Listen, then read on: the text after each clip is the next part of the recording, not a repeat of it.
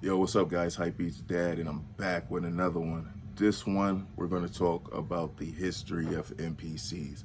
We're going to go from the original ones to the current ones, and I'm going to just talk a little bit about the little history MPCs. So we cannot talk about MPCs without mentioning Roger Lynn. He's a creator who created the MPC 60, and that was in 1988. So it was designed by Roger Lynn. It was a sequencer sampler workstation that the legendary music producers flocked to. It had the 16 velocity sensitive pads, 16 voice polyphony, 4 pad banks, 64 voices per program, 16-bit ADAC and DAC with data stored in a 12-bit format. It also had 750 byte sampling memory, upgradable to 1.5 MBs, and an internal 3.5 floppy drive. That's old school floppy drive, and a large tilting LCD screen. So it did have the tilting LCD screen. In 1991, they updated it a little bit, and the 62 came out. That picked up a little bit where the last one was. The main differences was it featured a headphone output, which the first one didn't, and it had a plastic case instead of the metal case that the OG one had. In 1993, great year for hip hop. This is the year that the MPC 3000 came out. This is one of the greatest drum machines, MPCs of all time. And yeah, it came and it changed the game immediately as it came out. It has 16-bit 44.1 kilohertz stereo sampling. It increased the memory, 32 voice polyphony, expandable memory with the SCSI, and built-in effects and filters. The machine was legendary. This machine is in museums. There's a reason for this. Some of the notable producers are like Jay Dilla. He used the limited edition one. I believe that one came out maybe in the late 90s, and it was identical except it had the black paint job, and it was only 2,000 units. So that one is super rare, and that gets us to something that these drum machines also have. They have the legend of all the producers who use them, but they also have, like, because of how old they are at this point, they're rare. They're like not Pokemon cards, but they're collectible items. You know, some people like them to make music with them, repair them, and use them. Some people like them just to collect them. In 1997, the MPC 2000 came out. That was dope. A machine, but it was a changing of the guard because that was the first one in the series where Roger Lynn was not involved. So he was involved in those first 3 units. After that, he was not involved. His name was not on there. So they had to figure out what they were going to do, how they were going to take the company to the future. So they went to the 2000. The 2000 is 64 track sampler sequencer. It comes with 2 MB sample memory as a standard, and it can be expanded all the way to 32, and it supports a sampling rate of 44 kilohertz and 16-bit stereo or mono. Dope sampler. Doesn't have the tilt. Year 2000, 2 years later, the MPC 2000 XL. Now I love this MPC. This was not my first MPC. But I have owned a lot of 2000 XLs. I just love how it feels. I feel like it's a dope machine. Yeah, the MPC 2000 XL is another edition that's still actually used today. I have one right here. It's one of my favorite. It's definitely a great machine. And it was similar to the 2000, but it had newer features, which it had the 4 independent pad bank keys. The number of samples stored can be doubled to 256. If you wanted to alter sounds to a different bit rate or sampling rate, you could do that. Time stretching was added along with.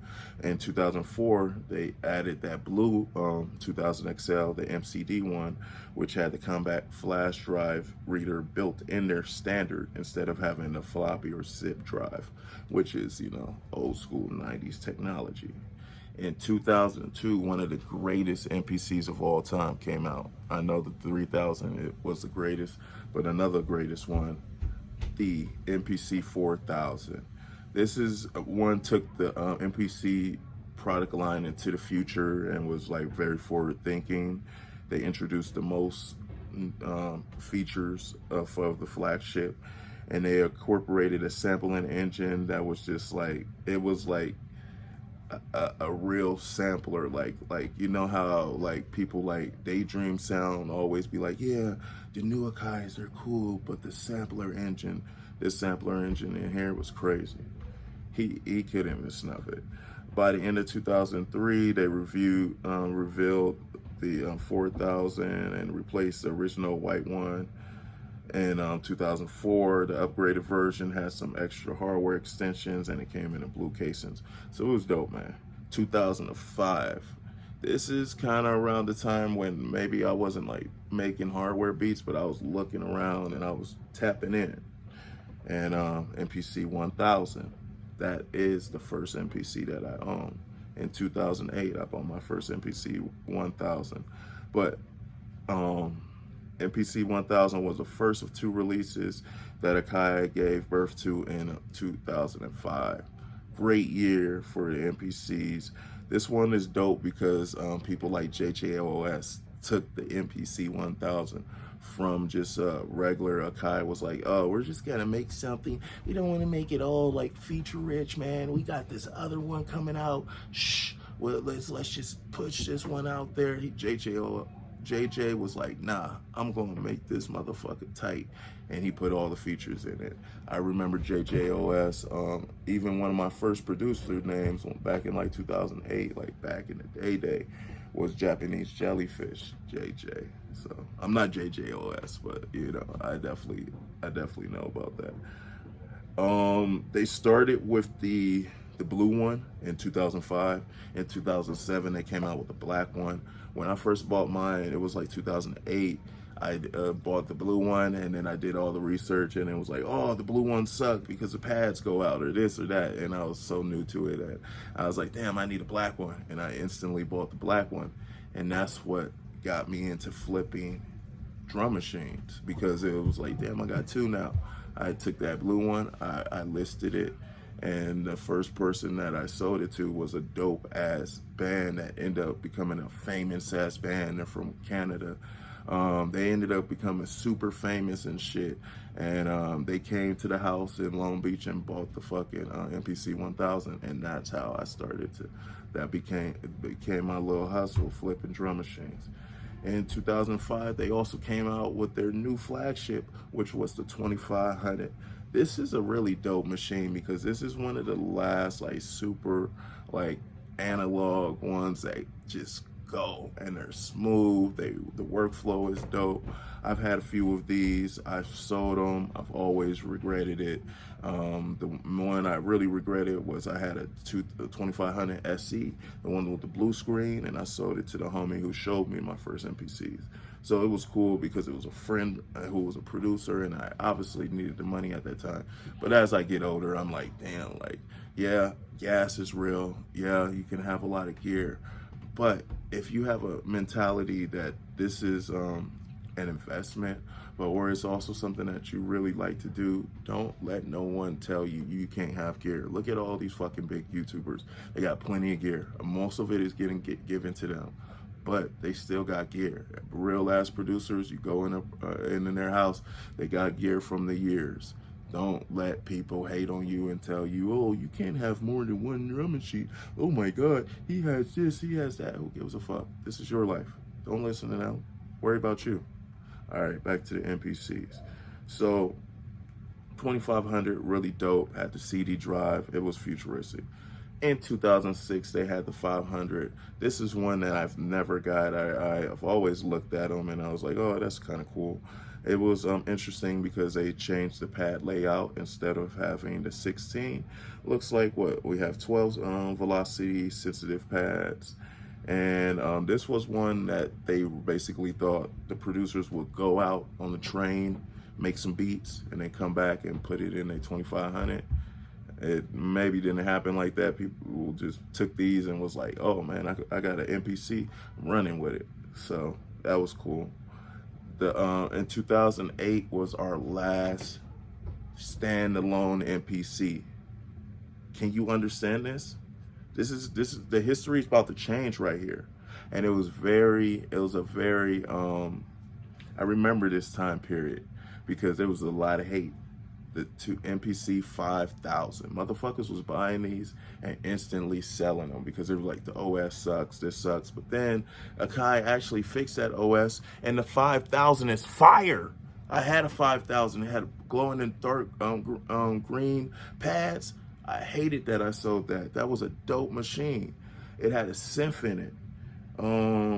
Literally, it was the last analog standalone machine. That shit has history. The 5000 should be given a lot more love than it is. But because of a guy named Just Blaze, who's a dope producer, he kind of hated on it, and he ripped it so bad and said it was a downgrade from the 4000, and it lacks some of that sample and editing capabilities. You remember what I was talking about? Like people like Daydream Sound. They were like, Akai, you know, this new Akai, this Akai that's owned by these Newmark guys, we don't like them because they're not taking our sampling capability, you know, to the future. They're giving us vanilla products. 5000 was dope. I definitely had one and I loved it. 2012, great time. Another machine that was marred in nonsense. The MPC ran. I actually literally got this one brand new, and it has had an up and down ride. Sometimes it works, sometimes it doesn't. It still connects to my computer. I'm hearing from people who are talking to people on Akai that it's not gonna work no more.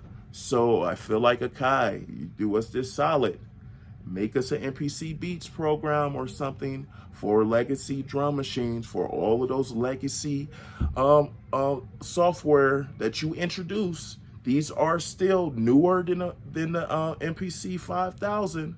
This came in 2012. Don't give up on us. They're like 10 years, man. We gave up. Don't give up. Make a legacy OS software just for the REN. Let us REN guys still rock. Because I feel like if you give up on the REN guys, that's disrespectful, because we paid all that money for it and we've been rocking with y'all. And we've been looking at people like who rock with the REN. People like Premier still rocking with the REN. Don't give up on us. All right, Akai. Also in 2012, another dope machine came out, the MPC Studio. I remember seeing the videos of Alchemist on Venice Beach playing this with a little computer on the side. And I was like, this is dope. I seen one in real life and I was like, this is weird. It was very small, it could fit in a backpack. It was cute, I guess, I don't know. I didn't get into that one. MPC or iMPC for the iPad was introduced. This program was dope. It is not Koala Sampler. Ugh. So it's not that dope. With that, also introduced the MPC Fly, which was like a peripheral that you could put on your iPad, and it had pads on it. Akai was going through a weird time. 2013, the iMPC for the iPhone came out. Once again, still not the Koala Sampler. And then the MPC Element, another low profile thing. More controllers, guy. In 2015 is when I jumped back on MPC Touch. I did buy one of these and I went through all the nonsense with the drivers of the MPC Touch, but I saw the vision. The Touch was very dope. I ended up selling it to the little homie. I don't know if he still has it. Hopefully he does. If not, it's all good. In 2016, the Studio Black came out. For all the people who are like MPC Studios, they like this. I never got into it. 2017, all us MPC Touch guys who just bought our Touch 2 years ago, now our first Touch of true standalone has come back. MPC Live 1, 2017. All us Touch guys who had our Touches in the closet, we had to go brush those off and sell them to the little homies so we could go buy that MPC Live. Or we already bought it and we had both of them, like me. I suffered from gas. I already told y'all. Anyway, this was dope because this was the first standalone actually machine since the MPC 5000. So that MPC 5000 got some history, baby. Anyway, that was dope. Also in 2017, the MPC X. I never got a chance to get this one because I did get my MPC Live, and I was like, man, this is doing everything the X could do, but I do lust for it. But I have so much other stuff that, you know, it's hard for me to be like, oh, I gotta get this. So I never really got it. If I do see one for cheap, you might see it on the channel. But I feel like they're gonna come out with an MPC X2 very soon. All right, we're gonna go quickly through these next ones and then we're done. And so we have the IMPC Pro 2 that came out in 2018. Once again, not Koala Sampler.